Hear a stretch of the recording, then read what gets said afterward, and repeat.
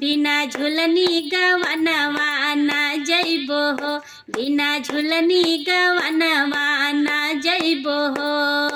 ना जइबो ना जइबो ना जइबो हो, ना जइबो ना जइबो ना जइबो हो, बिना झुलनी गवनवा ना जइबो हो, बिना झुलनी गवनवा ना जइबो हो। पहिला पेठवनी ससुर जी का आया, पहिला पेठवनी ससुर जी का आया, ससुर जी का आया, ससुर जी का आया।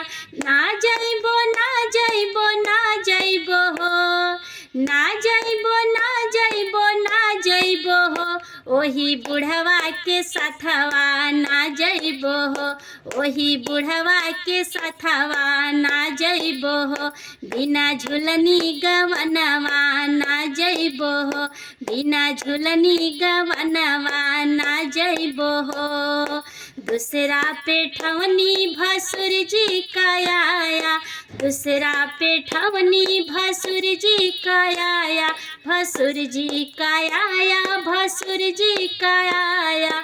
ना जइबो ना जइबो ना जइबो हो, ना जइबो ना जइबो ना जइबो हो, छुती हरवा के संघवा ना जइबो हो, छुती हरवा के संघवा ना जइबो हो, बिना झुलनी गवनवा ना जइबो हो, बिना झुलनी गवनवा ना जइबो हो।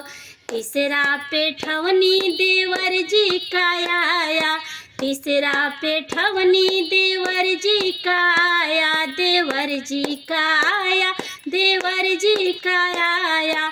ना जइबो ना जइबो ना जइबो हो, ना जइबो ना जइबो ना जइबो हो, लवंडा के साथवा ना जइबो हो, ओ लवंडा के साथवा ना जइबो हो, बिना झुलनी गवनवा ना जइबो हो, बिना झुलनी गवनवा ना जइबो हो। चौथा पेठवनी सैया जी का आया, चौथा पेठवनी सैया जी का आया, सैया जी का आया, सैया जी का आया।